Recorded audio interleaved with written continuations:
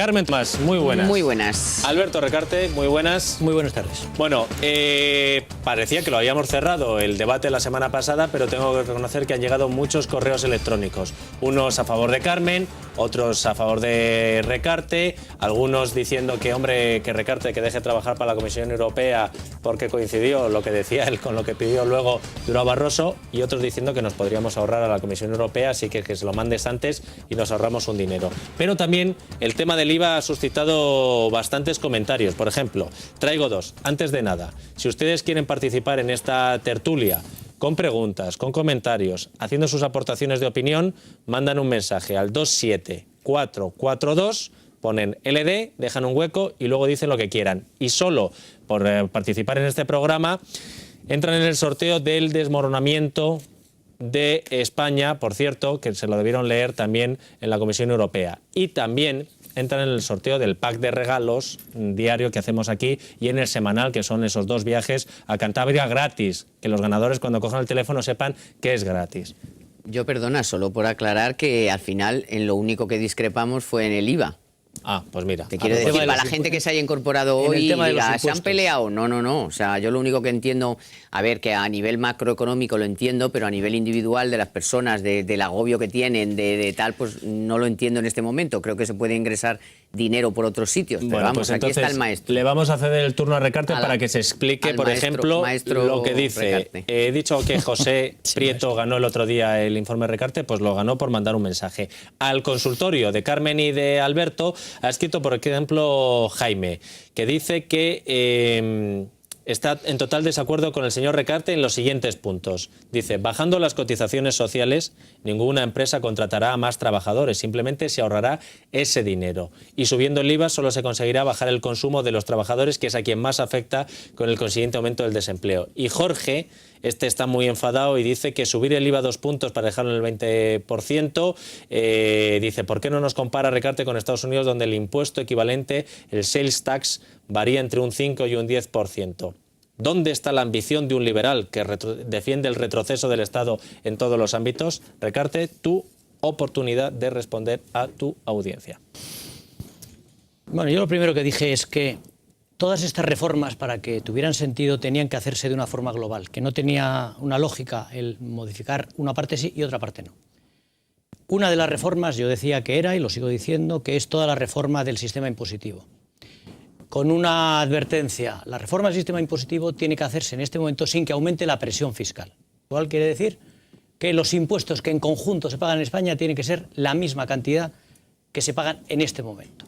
Dicho lo cual, y ampliando un poco el tema de los impuestos, yo diría que hay que modificar todo el sistema impositivo. Yo creo que hay que bajar las cotizaciones sociales y el impuesto de sociedades, que son los 2 impuestos que afectan a la contratación y que afectan al ánimo o al no ánimo de invertir por parte de cualquier persona a la hora de crear empresas. Y incluso yo diría que habría que subir 2 puntos, habría que bajar las cotizaciones sociales 5 puntos, que habría que rebajar el impuesto de sociedades hasta el 15%, en Irlanda lo tienen en el 12,5%, y eso junto con otra serie de medidas podría funcionar para crear empleo.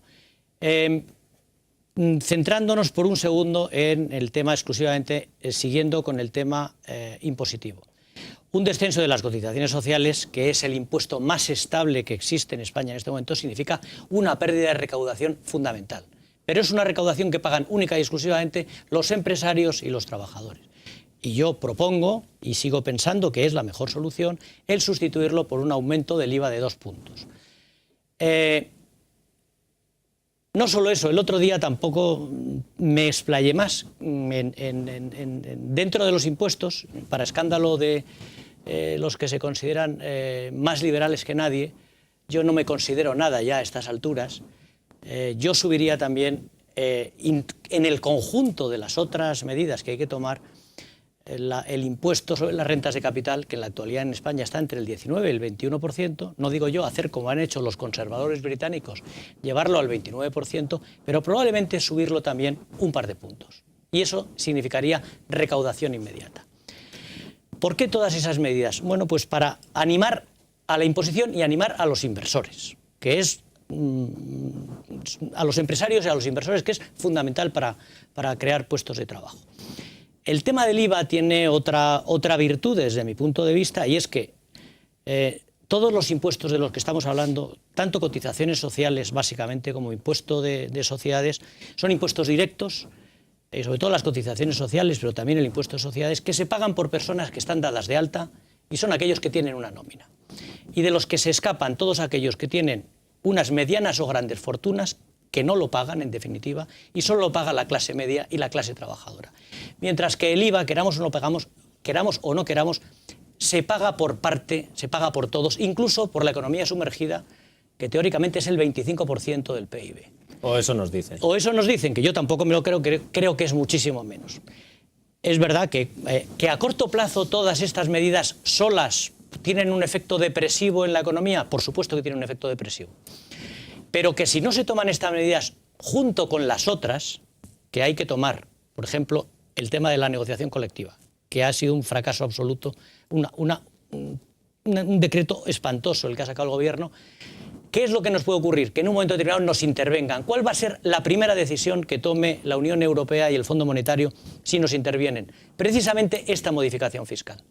El bajar las cotizaciones sociales y subir los impuestos. El impuesto, el del IVA. Entonces, quiero decir que no estamos hablando de algo que sea una posibilidad en un sentido u otro, sino de una realidad. Hay países, y con esto termino, por ejemplo, Dinamarca, que es el más llamativo, en el que precisamente, en un momento en el cual tenían una situación de desempleo muy grande, lo que hicieron fue eliminar las cotizaciones sociales. Y que todas las cotizaciones y que todas las pensiones se financian, en el caso de Dinamarca, con el IVA directamente. En el caso de España habría que hacer igual. Habría que, si se hace esa rebaja de las cotizaciones sociales, no habrá dinero suficiente para las pensiones directamente, entonces habría que financiarlas, parte con las cotizaciones sociales y parte con el IVA. Esa es la parte, digamos, la parte fiscal.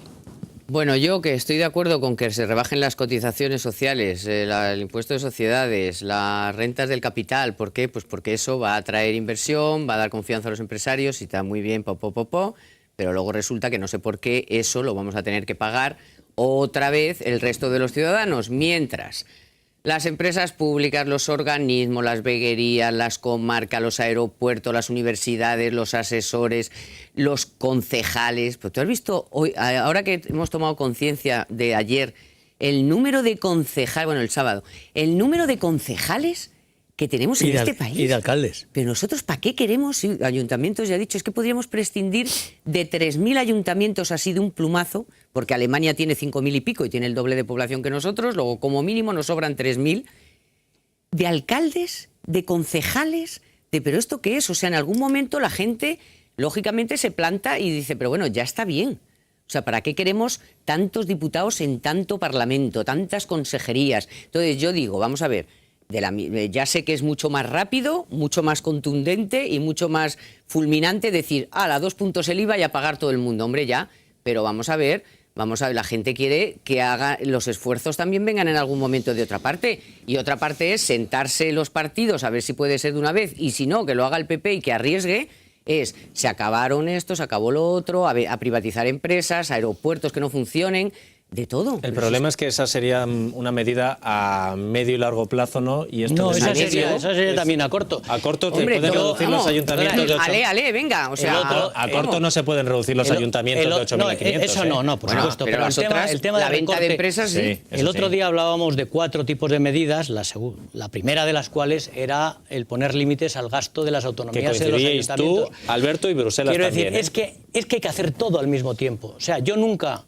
En este momento propondría una rebaja de las cotizaciones sociales y un aumento del IVA, excepto con el conjunto de las otras medidas. Algo que fuera coherentemente un plan. Concretamente, parte del plan tenía que ser la reforma de la negociación colectiva, que es lo que acaba de no hacer el gobierno. Ya que no hacer la reforma de la negociación colectiva, subir el IVA y bajar las cotizaciones sociales no tiene ninguna lógica, porque si eso se hace... Con el tipo de sistema de negociación colectiva que hay ahora mismo y que sigue habiendo después de lo que acaba de aprobar el gobierno, ahora entramos en sería inútil absolutamente esa decisión. Vamos a ponerle cifras. ¿A qué? A esto. 2 puntos de IVA. ¿Cuántas recaudaciones? ¿Cuánto se recauda con 2 puntos de IVA? Pues no sé, a lo mejor cada 4.000 punto no son 4.000 o 5.000. 2.000. 4.000 o 5.000 millones de euros. Bueno, eso dando por hecho que la gente consuma, que el consumo está, o sea, plano total. Bueno, digamos, de acuerdo. Eso es en el mejor, o sea, en un mundo idílico, No, Alberto. no, perdona, lo único que está subiendo en este año la recaudación está subiendo, el IVA está subiendo un 10%.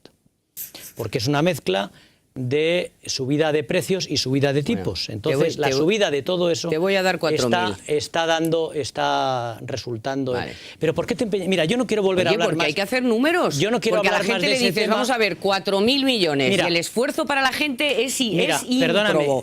Mientras que 4.000 millones los saco de vender 3 o 4 empresas de estas que tienen Carmen, que lo haga, esos servicios lo haga la empresa por favor, privada. Mira, yo no quiero hablar más de ese tema. Yo he explicado ya muchas veces, y a ti también, y en público también, y aquí también, Bueno, que pues no y lo acabo de nada, decir si no ahora quiere, mismo, bueno, pues nada. que hay que hacer otra serie de medidas. Concretamente, este año hay que tomar medidas adicionales para llegar al 6% de un recorte del gasto público en el conjunto de las administraciones sobre las medidas que ya hay tomadas ahora mismo, probablemente de entre 5.000 y 8.000 millones de euros. Además, en cualquier caso. Una pregunta que te hacen, Recarte, sobre la posible aumento de la economía sumergida. Dice, los mayoristas chinos no hacen factura oficial, así los maten. ¿Subir el IVA aumentaría la facturación en negro? Hombre, yo no creo que los chinos sean tan determinantes dentro de la economía nacional, ¿no? Es evidente que hombre, en la medida en que hay fraude en el IVA también, por supuesto que no consigues lo que... y en la medida en que subes el impuesto sobre el IVA, incentivas la economía negra y la economía sumergida también. Por supuesto que lo haces. Por eso te digo que es que todas estas medidas miradas en sí mismas, y por eso no quiero hablar de ello solo como si esto fuera el centro. El centro no es esto. El centro es la reforma del sistema financiero, la reforma del gasto autonómico y del gasto local y del gasto de las administraciones públicas, la reforma de la negociación colectiva. Todo eso conjuntamente con la reforma fiscal. No vale el fijarse solo en un extremo y decir, es que esto está mal, es que esto no funciona. Una cosa sola, aisladamente, en este momento, no funciona en absoluto. Por eso hace falta un plan que sea coordinado y que sea todo al mismo tiempo. Sobre la reforma del mercado laboral. Es que yo no sé lo que dice la gente, yo te digo lo que yo pienso. Yo pienso que yo no estoy diciendo que lo del IVA sea independiente. Yo digo, ¿por qué no hacemos primero todo lo demás y a lo mejor resulta que nos sale dinero suficiente para no tener que penalizar a la gente? Ojalá, pero mira, pero eso no es así. Este año hay que hacer un esfuerzo excepcional, sin tocar los impuestos, como no se recorte el gasto de las administraciones públicas, por lo menos, te digo, entre 5.000 y 8.000 millones de euros. Pero si salen mucho más. Pero si solamente de no dar subvenciones, solamente las subvenciones que estamos dando, que es un chorreo permanente, que de verdad que son miles de millones, o sea, lo que se está dando a las ONGs y a todo eso, tanto en exteriores como en asuntos sociales, como en igualdad, como no sé qué, te salen más de 8.000 millones, solo con dejar de darle a las señoras de Zimbabue, a las amigas del PSOE, a la fundación de los jóvenes de no sé dónde. La cifra, si yo no recuerdo mal, la cifra exacta... Y a los sindicatos, incalculable. La cifra exacta de créditos o de subvenciones al exterior en este momento es de alrededor de 4.000 millones de euros. Eso es la suma de todo. Y ahí hay desde ayudas que hay que dar, eso es así, que hay que dar y que hay que mantener a cualquier precio porque es fomento, en definitiva, de la exportación, que es la única vía de crecimiento que tenemos en este momento, como con cosas absurdas. Y probablemente dentro de las cosas absurdas hay del orden de entre 1.000 y 2.000 millones de euros que se podrían ahorrar. Es decir, esa es la cifra. Una especie de aliciente tipo soborno para que tú le pones en la inversión y el otro te compre a ti. No, tipo soborno no, simplemente es fomento a la exportación. Yo te voy a traer la cifra, todo lo que no es fomento a la exportación, y te caerás de culo. O sea, entre la Pajín y la Ido y la otra y Marotti, el de la moto. Vamos a hacer una cosa. Pues me encantaría que tuvieras razón, porque si eso fuera así, sería todo mucho más fácil. Y a los sindicatos que ni se sabe. Y ojalá que las cosas fueran así. Ojalá que fuera como decís. Bueno, vamos a tratar de explicarle, están llegando muchos mensajes a favor y en contra, pero vamos a tratar de explicarle a los espectadores qué es lo que ha pasado, Carmen, con la negociación colectiva, con la reforma de los convenios, la otra pata del banco, que es la reforma laboral. Se han quedado cortos, al final van a triunfar los sindicatos, no podemos decir nada porque esto tiene que pasar por el Congreso, sí, váyase usted a saber. tiene que pasar por el Congreso, pero la intención primera es esa. Luego a lo mejor que me arreglen aquí un poquito. También el otro proyecto de ley pasó por el Congreso y al final pues no admiten las enmiendas que tienen que admitir y no sé qué. Vamos a ver. Yo creo que este gobierno está preso de los sindicatos ya desde hace mucho tiempo. Empezando porque el propio ministro de Trabajo encabezó una manifestación con cartel y todo en contra de la reforma laboral. Entonces es un gobierno que no tiene ninguna confianza y luego no tiene ninguna gana. Ninguna voluntad, digamos, para ser más certera con el lenguaje. No tiene ninguna voluntad de hacer nada que altere a los sindicatos, que altere esta especie de cosa monacal donde se ha metido Zapatero, que está absolutamente desaparecido, es como si no existiera. O sea, es un gobierno que no tiene la más mínima intención de hacer nada que pueda molestar a los sindicatos y se supone a su clientela o a su parroquia. Y entonces le da igual 8 que 80. Entonces ha presentado una cosa que es absolutamente sindicalista, absolutamente que no contiene ninguna de las cosas elementales. Es más, en algunos puntos le da más poder todavía a los sindicatos en muchos asuntos. Es decir, que se ha puesto del lado claramente, y los sindicatos ya has visto con la boquita pequeña y han dicho, nada, mentira, falso, es una pantomima, que ahora dicen, bueno, pues nosotros lo mandamos y a ver si en el Congreso, pues bueno, no nos queda más remedio que admitir alguna enmienda y mejorarlo algo, pero por ellos, por su voluntad, por lo que piensan, por su comunión con su gente y por lo que tienen en el cerebro, si es que tienen algo, es no hacer nada que pueda molestar. Entonces les da igual ya, nada, Juana que es su hermana. Recarte, de 0 a 10, ¿qué nota le das? Un 0.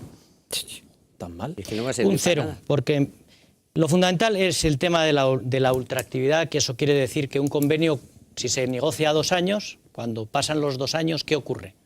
Pues ahora ocurre que si no se vuelven a poner de acuerdo los sindicatos y la patronal, la que sea, ese convenio sigue en vigor indefinidamente. Hay convenios que tienen cláusulas en vigor desde hace más de 20 y tantos años y no se modifican porque se han negociado en un momento de euforia empresarial equivocada a la que no hay manera de dar marcha atrás. O sea, cada error que se comete por parte de los empresarios puede durar 5, 10, 15, 20, 25 años, en situaciones que no tienen nada que ver con la realidad de las empresas. Y desde ese punto de vista, el tema de la ultraactividad no ha sido en absoluto resuelto. Se da un límite temporal de entre 8 y 14 meses cuando vence para que haya ¿cómo se llama? Una comisión, un arbitraje obligatorio, que según la interpretación que hizo en su momento el Tribunal Constitucional, y hay que fastidiarse, resulta que no se puede imponer según la Constitución española. Con lo cual es inconstitucional. Y entonces dice, no, y dice el ministro de Trabajo, no, es que es un tema como es transitorio, aunque sea inconstitucional, a lo mejor se puede mantener mientras se ponen de acuerdo los sindicatos y la patronal. O sea que para nada. Falso, absolutamente, no hay nada. El otro tema importante, el del descuelgue, y además empresas que estén en pérdidas y que no puedan soportar subidas salariales, a lo mejor de un 4, un 5%, de un 3%, lo que se haya pactado. Imposible, nuevamente, es más difícil incluso que antes, porque ahora hace falta el acuerdo, no solo de el comité de empresa y el empresario en sí, sino a nivel sectorial tienen que tomar una decisión conjunta, sindicatos y empresarios. Imposible. Flexibilidad en el caso de las empresas, que se ha fijado en el 5% de distribución de las horas, digamos, como necesite el empresario. Es, en la práctica, menos de lo que hay ahora mismo. A lo que hacía referencia Carmen, lo que se llaman comisiones paritarias. Se crean comisiones paritarias donde no existe, entre sindicatos y patronal, donde no existían en la actualidad, porque es el deseo de los sindicatos que ha sido permanentemente en esta falsa reforma o antirreforma que se ha hecho, de estar presentes y poder regular las pymes, que es donde no están, porque solo tienen presencia en las empresas que tienen menos de 50 trabajadores. Y cada vez menos. Bueno, por eso. Y entonces ese es el... Bueno, en eso ha consistido la no reforma del mercado de trabajo. Es una catástrofe para la economía española. Con este tipo de mercado no se va a crear empleo nunca. Vamos a generar confianza. Vamos a alguna pregunta práctica que os envían a vuestro consultorio, tomasyrrecarte@libertadigital.tv, por ejemplo. Os felicita Alberto, pero quiere ir al grano. Y el grano es que es cliente de Caja Madrid, ahora llamada Bankia, y que su gestor personal le ha ofrecido acciones que saldrán a la bolsa el próximo 22 de junio en el IBEX. El precio parece que aún no está definido, pero quería saber... ¿22 de junio? No puede ser. La primera es que a lo mejor... El primero es en julio, lo que pasa es que ahora a lo mejor lo que empieza... No, que ahora a lo mejor empieza el proceso, que es planteo... Sí, pero cuando se sabe el tema de la colocación y el precio no es en junio, será por lo menos un mes más tarde. Es en julio, pero bueno, él dice que quiere saber vuestra opinión y la de Recarte como miembro del Consejo de Administración de Caja Madrid, que ya no lo es. Yo hace año y medio que no soy miembro de ese consejo. Bueno, dice, ¿es prudente comprar, es mejor esperar? ¿Qué futuro tiene Bankia en la bolsa? Bueno, primero habrá que esperar cuál es la operación, luego hay que esperar también a ver si definitivamente es en julio o no, porque había rumores de que a lo mejor, dada cómo está la bolsa, por la crisis griega, por la nuestra y por, en fin, la bolsa está que otra vez por debajo de los 10.000, te quiero decir que está muy planita, no hay dinero, no hay ganas y no hay nada, no hay confianza y entonces, bueno, se estaban planteando, que yo no lo sé, pero me llegan rumores de que se están planteando la posibilidad de dejarlo para más adelante. En todo caso, depende del precio. Yo creo que si quieren que sea una colocación masiva, el precio será atractivo, por lógica, y entonces me parece que si el precio es atractivo, a largo plazo puede ser una buena inversión, me parece a mí. Yo, si tuviera dinero y el precio es atractivo, a largo plazo me metería en Bankia. Yo no tengo nada que ver con Bankia. Yo no sé lo suficiente para opinar. Si digo que si el valor en libros quiere decir que la diferencia, digamos, el beneficio o el valor neto que queda, el patrimonio neto de Bankia, digamos que es 10.000 millones de euros, que es lo que sale. Si es lo que saldría directamente de la contabilidad. Excepto que en lugar de valorarlo, si fuera 10.000 millones, en 10.000 millones, excepto que se valorara en 6.000, y que las acciones nuevas que salieran se valoraran teniendo en cuenta que Bankia vale 6.000 en lugar de 10.000, yo no invertiría. Eso quiere decir que el descuento tiene que ser de un 40% desde mi punto de vista aproximadamente. Que no es nada exagerado porque los bancos españoles, los mejores, están cotizando con descuentos en torno a un 25, un 30%. ¿Y si hacen ese descuento? Pues no lo sé, habrá que ver exactamente cuál es, habrá que verlo. Lo que yo he leído es que la rentabilidad podría ser muy alta, etcétera, etcétera, pero tienen que garantizar, tiene que ser muy grande, o sea, yo diría que tiene que ingresar entre 3.000 y 4.000 millones de euros como nuevo capital. Nos tienen que garantizar, o tienen que garantizar a aquel que vaya a ser accionista o que quiera serlo, que de verdad todas las pérdidas se han tenido en cuenta, cuáles son las fuentes de ingresos, para de verdad poder asegurar que no solo a corto sino a medio plazo se consigue una rentabilidad elevada, como están diciendo que se va a conseguir a aquel que entre en la... Pero yo sí creo... le llamamos atractivo, o sea, si el precio atractivo incluye, claro, que no te estén en fin, que no el balance sea el que es, que las cuentas sean las que son... Pero yo sí creo que sí va a salir en julio, porque yo creo que no hay forma y no deberían retrasarlo bajo ningún concepto. Y esto no es como lo de Atento de Telefónica, que todavía tienen margen. Eso es, yo creo que aquí no hay ningún margen, yo creo que lo tienen que hacer a toda velocidad. Bueno, Carmen sabe lo que dice y otro dice, sigue así que es sincera, los dos últimos mensajes. Otros mensajes, Alberto, te piden un programa de economía, eso ya queda de tu parte, y la que concluyas la trilogía de El desmoronamiento de España.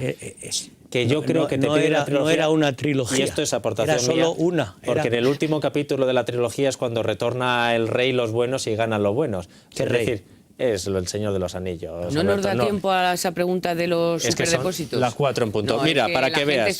La gente está... Para que veas. ¿Sí? María dice, depósito del Santander avanzado, rentabilidad acumulada en 24 meses al 6,5%, inversión mínima 20.000 euros. Carmen, Recarte, ¿es rentable? Yo, me da igual que sea el Santander o el Susuncorda, o sea, más de 12 meses, o sea, pillarte a 24 meses con la inflación que tenemos y la subida de tipos en ciernes, este mes que viene y las que vendrán, a mí me parece una mala cosa. O sea, tener tu dinero pringado, cuando no sé, entre la inflación y el tipo de interés te puedes quedar tal, el banco lo que necesita es trincarte, pero tú tienes que ser listo y buscarte la vida en otro lado, porque a más de 12 meses es el tonto. Yo creo que si alguien quiere invertir en depósitos, yo creo que ahora hay opciones muy atractivas, pero si el que invierta a largo plazo, es decir, a un año o más, yo creo que debería hacerlo en depósitos que permitieran ventanas de liquidez, es decir, trimestrales, sí, retirarlas sin penalidad. Y hay muchos de los depósitos que ofrecen los bancos y cajas que están ofreciendo este tipo de depósitos que permiten salirse cada 3 meses. Cuidado con las comisiones. Bueno, de María, que me voy y de que me vengo. María, vete al banco y dile, oye, y si a los 3 meses quiero irme, ¿me puedo ir sin ningún tipo de penalización? Que sí, ahí va el dinerito. Carmen, el miércoles. Alberto, a la espera de tu programa de economía. Te despido hasta el lunes que viene. Muchas gracias. Y a ustedes les digo que mañana seguiremos aquí y en que la segunda parte vendrá Jorge Alcalde para hablar de ciencia. Hasta mañana, amigos.